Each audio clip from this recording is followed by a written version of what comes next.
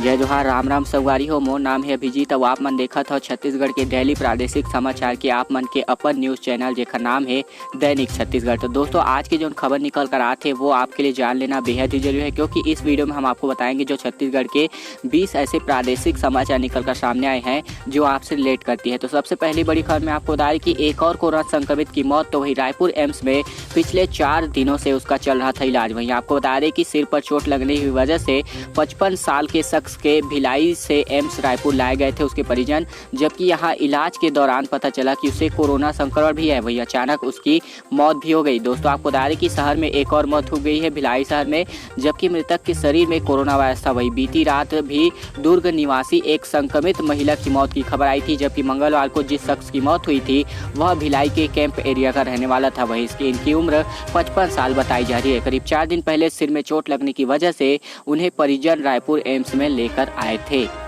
वही संगवारी हो, इसी के साथ अगली बड़ी खबर में आपको बता दें कि मौसम विभाग का अपडेट लेकर आज हाजिर हो चुके हैं आपके लिए छत्तीसगढ़ का। आपको बताएं कि तेज हवा के साथ बारिश, वही 4 दिन ऐसे ही रहेगा मौसम। जी, आपको बताएं कि निर्धारित समय पर पहुंचेगा मानसून, जबकि 11 और 12 जून को तेज बारिश की संभावना जताई गई है। दोस्तों, आपको बताएं कि सोमवार को दिन भर तेज धूप और गर्मी के बाद शाम को राहत की बारिश हुई। हालांकि बारिश के बाद उमस के चलते लोग परेशान रहे। महासमुंद की घटना बता रहे हैं। वही दोपहर 3 बजे के बाद मौसम बदला और तेज हवाओं के साथ करीब 2 घंटे तेज बारिश हुई। वही जो बारिश का कारण ड्रोरिका बताया जा रहा है। वहीं आपको बता दें कि जो उत्तर बांग्लादेश से अंदरूनी ओडिशा तक 1.5 किलोमीटर ऊंचाई तक स्थित है। वहीं आपको बता दें कि मौसम विज्ञान केंद्र रायपुर से प्राप्त जानकारी के अनुसार एक चक्रीय चक्रवाती घेरा पूर्व मध्य बंगाल की खाड़ी में मध्य ट्रोपोस्फिक लेवल पर स्थित है।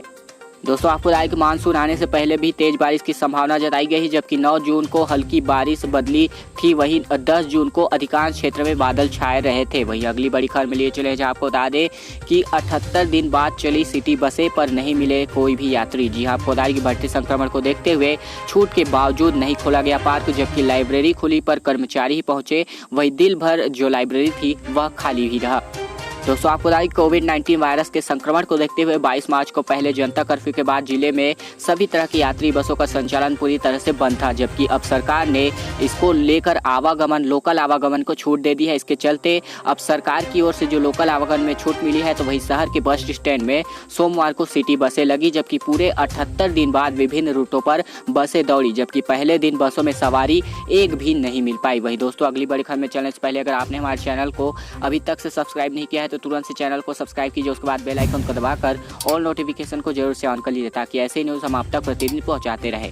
वही अगली बड़ी खबर में आपको बताया कि आम जन से अगर मारपीट करते पाई गई पुलिसकर्मी तो होंगे सस्पेंड। वही FIR भी दर्ज कराई जाएगी। जी हाँ, आपको बता दें कि अब एक नया नियम लागू हो चुका है, जहाँ पर DGP DM अवस्थी ने यह आदेश जारी किया है। वही सभी रेंज IG और पुलिस अधीक्षक को भेजा गया है पत्र, जबकि कहा गया है कि ऐसी घटनाओं से पुलिस की छवि लगातार खराब हो रही है। वहीं हाल ही में हुई ऐसी घटनाओं की विभागीय जांच के भी निर्देश दिए गए हैं। दोस्तों, आपको बताया कि छत्तीसगढ़ में अब आम जन से मारपीट करने वाले पुलिसकर्मियों को सस्पेंड किया जाएगा। वहीं इसके साथ ही उनके ऊपर FIR भी दर्ज की जाएगी। वहीं आपको बताया कि इस संबंध में DGP DM अवस्थी ने मंगलवार को आदेश जारी कर दिए गए हैं। वहीं इस आदेश में कहा गया है कि हाल ही में ऐसी घटनाएं सामने आई है जिसके बाद से पुलिस की छवि खराब हो रही है। वहीं उन्होंने हाल ही में हुई मारपीट की ऐसी घटनाओं पर विभागीय जाँच के निर्देश भी दे दिए गए हैं। वहीं अगली बड़ी खबर में आपको बता दें, चैनल को सब्सक्राइब जरूर कीजिएगा। वहीं अगली बड़ी खबर में लिए चलिए, आपको बता दें कि सरकार ने स्कूल खोलने पर रोक लगाई, तो अब ऑनलाइन एजुकेशन के नाम पर किस्त में फीस मांग रहे स्कूल। जी आपको बता दें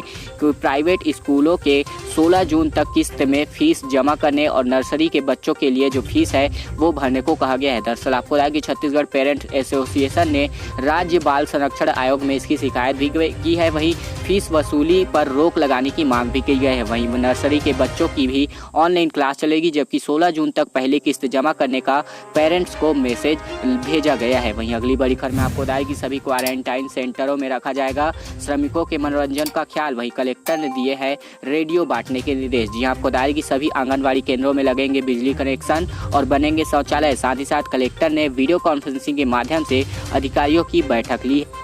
वही अगली बड़ी खबर में आपको बताया कि सुकमा में 7 नक्सलियों ने किया सरेंडर। वही बुरकापाल में हुई आगजनी समेत कई वारदातों में शामिल थे ये नक्सली। जी आपको बता दें कि सीआरपीएफ की 219वीं बटालियन ने के सामने सरेंडर किया हुआ है इन नक्सलियों ने। वही नक्सलियों के कोटा एरिया कमेटी इंचार्ज का बॉडीगार्ड भी शामिल है। जी आपको बताया कि सुकमा में मंगलवार को 7 नक्सलियों ने सरेंडर किया है। इनमें से एक महिला नक्सली भी शामिल है, जबकि इन सभी नक्सलियों ने 219वीं वाहिनी सीआरपीएफ बटालियन के सामने सरेंडर किया है। वही अगली बड़ी खबर में आपको बता दें, चैनल को जरूर से सब्सक्राइब कीजिएगा प्रतिदिन खबरों के लिए। वहीं आपको बता दें कि अजीत जोगी के करीबी ज्ञानेंद्र उपाध्याय कांग्रेस में शामिल हुए। रायपुर में पार्टी की सदस्य भी ग्रहण की। जी आपको बता दें कि जोगी की मौत के बाद 11वें दिन उनके विधायक प्रतिनिधि ने बदला दल। जी आपको बता दें वही कांग्रेस का दावा है कि अब जनता कांग्रेस की राह आसान नहीं है। वहीं आपको बता दें कि अजीत जोगी के विधायक प्रतिनिधि ज्ञानेंद्र उपाध्याय ने जनता कांग्रेस को छोड़कर कांग्रेस की सदस्यता ली है। वहीं आपको बता दें कि मंगलवार दोपहर करीब 12 बजे वह प्रदेश के कांग्रेस के मुख्यालय पहुंचे। वहां प्रदेश उपाध्यक्ष गिरीश देवांगन से मिले, जबकि इसके बाद ज्ञानेंद्र ने सिविल लाइंस स्थित मुख्यमंत्री निवास जाकर मुख्यमंत्री भूपेश बघेल से भी मुलाकात की है। वहीं अगली बड़ी खबर में आपको बता दें कि बढ़ते आंकड़ों के बीच तैयारियां बता दें छत्तीसगढ़ की। सीएम ने कहा जिले में 141 कोविड केयर सेंटर बनाएं और 21,000 बेड की अतिरिक्त व्यवस्था रखा जाए, ऐसा कहना है। वहीं आपको बता दें कि कोरोना संक्रमण के लगातार बढ़ते मामलों को देखते हुए प्रदेश सरकार की चिंता लगातार बढ़ती जा रही है। वहीं इसे देखते हुए मुख्यमंत्री भूपेश बघेल ने कम्युनिटी स्प्रेड को रोकने के लिए सोमवार को वीडियो कॉन्फ्रेंसिंग के जरिए रायपुर एम्स और बिलासपुर सिम्स के डीन और अन्य अफसरों के साथ बैठक की। वहीं इस दौरान उन्होंने क्वारंटीन सेंटर और अस्पतालों में उपलब्ध बिस्तरों के साथ मरीजों के इलाज की आगे की रणनीति पर भी चर्चा की है। दोस्तों आपको बता दें कि आप हमें इंस्टाग्राम और ट्विटर के माध्यम से फॉलो कर सकते हैं। हमारे यूजर नेम है @अभिजीत_सोनी, जहां पर आप हमें फॉलो करके ये सभी जानकारियां प्रतिदिन पा सकते हैं। दोस्तों आपको बता दें हम नीचे फ्लैश भी कर रहे हैं, साथ ही साथ आपको स्क्रीन पर भी दिखा रहे हैं हमारे यूजर नेम जो है, और साथ ही साथ हमने वीडियो के डिस्क्रिप्शन पार्ट में हमने लिंक भी दिया हुआ है जहां जाकर आप क्लिक करके हमारे फॉलो कर सकते हैं हमें इंस्टाग्राम और ट्विटर पर। दोस्तों अगली बड़ी खबर में आपको बता दें, जैसा कि अगली बड़ी खबर में आपको बता दें कि एम्स का सैंपल लेने से इनकार, अब खतरा बढ़ सकता है, लेकिन सरकार ने कहा 10 दिन की अवधि से ज़्यादा इसे कम न करे। जी आपको बता दें कि एम्स प्रबंधन द्वारा आने वाले कुछ दिनों तक सैंपल नहीं लेने के फैसले से सरकार के प्रयासों को धक्का लगा है। वहीं आपको बता दें कोरोना संक्रमण को रोकने में अब तक छत्तीसगढ़ की दूसरे राज्यों के बेहतर स्थिति मानी जा रही थी। वहीं ऐसी उम्मीद थी कि जून महीने में भी संक्रमण की रफ्तार कम हो सकेगी। इसके लिए जांच की संख्या बढ़ाने के लगातार प्रयास किए जा रहे हैं। वहीं दूसरी तरफ एम्स प्रबंधन द्वारा आने वाले कुछ दिनों तक सैंपल नहीं लेने के फैसले के प्रयासों को धक्का पहुंचा है। बता दें कि एम्स प्रबंधन ने पेंडिंग केसेस की संख्या ज़्यादा होने का हवाला देते हुए सरकार से आने वाले 10 दिनों तक सैंपल नहीं भेजने के लिए कहा गया है। वहीं यह कितना कारगर होगा वो तो आने वाले समय में पता चल जाएगा। वहीं अगली बड़ी खबर में आपको बता दें कि रायपुर का कांग्रेस पार्षद यूपी में गांजा तस्करी करते हुए गिरफ्तार और पार्टी से भी निकाला गया। जी आपको बता दें कि बिरगांव के वार्ड 21 कैलाश नगर से पार्षद हैं ये। वहीं आरोपी आपको बता दें ओडिशा से रायपुर के रास्ते लाए गए थे यूपी। वहीं आपको बताया कि एसटीएफ नारकोटिक्स और झांसी पुलिस की संयुक्त कार्यवाही से 10 क्विंटल गांजा जब्त किया गया है इसके द्वारा। दोस्तों आपको बताया कि रायपुर से एक कांग्रेस पार्षद को यूपी की झांसी पुलिस ने गांजा तस्करी के मामले में गिरफ्तार किया है, जबकि आरोपी पार्षद के कब्जे से पुलिस ने 10 क्विंटल गांजा बरामद किया है। वहीं अगली बड़ी खबर में आपको बताया कि मंदिर खुले और मन्नत के लिए पहुंचे भक्त, लेकिन किसी ने माता को पाती लिखकर बताई मन की बात, तो वही किसी ने बांधे मनौती के नारियल, जबकि शादी का न्योता भी दिया। जहाँ आपको बता दें मंदिरों में शुरू हुई भक्तों की आवाजाही, जबकि एक दूसरे से दूरी रखकर कर रहे हैं पूजा अर्चना। वहीं आपको बता दें कि 80 दिन के इंतजार के बाद सोमवार को मंदिर के पट खुले और भगवान ने अपने भक्तों को दर्शन दिया। वहीं आपको बता दें कि कई लोग मन्नत लेकर भी पहुंचे थे, तो किसी ने माता को पाती लिखकर अपने मन की बात पहुंचाई, तो किसी ने मठ मंदिरों में मनौती के लिए नारियल बांधे। वहीं बहुत से लोग अपनी शादी का न्योता भी लेकर पहुंचे थे। हालांकि जो इस बार न्योता सीधे भगवान के चरणों में रखने के बजाय पंडित के हाथों में दिया गया, जबकि करीब 8 घंटे तक इन नियंत्रण पत्रों को अलग अलग करने के बाद भगवान को समर्पित किया गया। वहीं अगली बड़ी खबर में आपको बता दें कि आत्मनिर्भर भारत पैकेज से छत्तीसगढ़ को कुछ नहीं,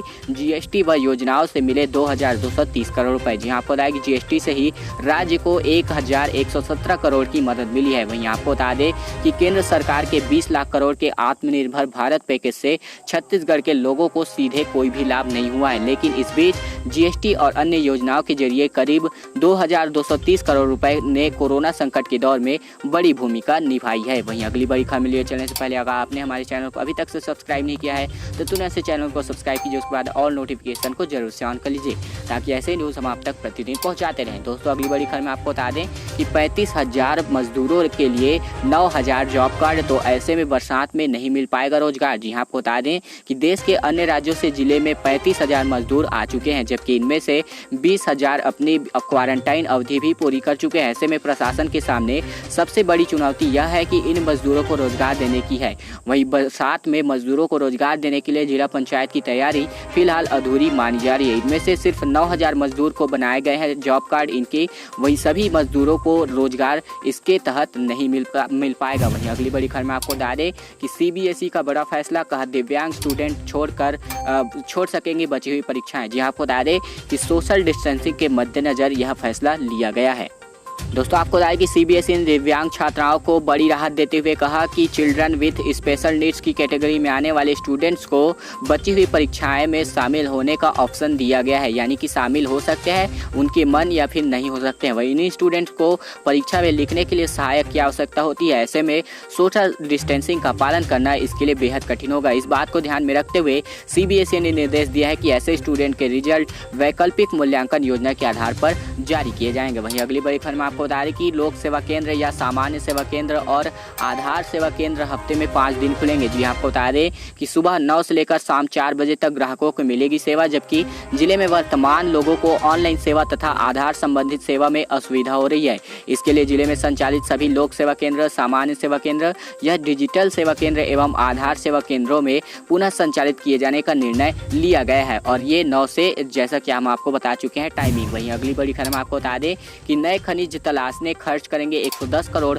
लेकिन खनिज दफ्तर होंगे ऑनलाइन। जी आपको बता दें कि CM भूपेश बघेल ने खनिज विकास निधि की सलाहकार समिति की बैठक की है। वही राज्य सरकार छत्तीसगढ़ की धरती में नए खनिज तलाशने अगले साल लगभग 110 करोड़ खर्च करेगी। वहीं साथ ही खनिज कार्यालयों को ऑनलाइन किया जाएगा और खनिजों के दोहन निकास की होगी प्रभावी निगरानी, जबकि इसके लिए उड़न दस्ता को अपडेट और मजबूत किया जाएगा। वहीं मुख्यमंत्री भूपेश बघेल ने इनके साथ बैठक भी ली है। आपको बता दें आज की खबरों का सिलसिला बस यही तक का था। उम्मीद है आपको ये वीडियो पसंद आया होगा। वीडियो पसंद आया तो वीडियो को लाइक कीजिए, साथ साथ चैनल पर नए हैं तो चैनल को सब्सक्राइब कीजिए, उसके बाद बेल आइकन को दबाकर ऑल नोटिफिकेशन को जरूर से ऑन कर लीजिए ताकि ऐसे ही न्यूज़ हम आप तक प्रतिदिन पहुंचाते रहे। दोस्तों आपको एक और बात बता देना चाहते हैं, हमारा छोटा सा रिक्वेस्ट है कि आप हमें इंस्टाग्राम और ट्विटर के हैंडल के माध्यम से जरूर फॉलो कीजिए। हमारा यूज़र नेम है @abhijit_soni, जहाँ पर आप हमें फॉलो करके ये सभी जानकारियाँ प्रतिदिन पा सकते हैं। तो दोस्तों आप हमें वीडियो को लाइक कीजिए, साथ साथ चैनल को सब्सक्राइब कीजिए, उसके बाद हमें इंस्टाग्राम और ट्विटर के माध्यम से जरूर फॉलो कीजिए। यह वीडियो देखने के लिए आपका बहुत बहुत धन्यवाद। इसे ज़रूरतमंद व्यक्तियों तक जरूर पहुंचाइए। नमस्कार।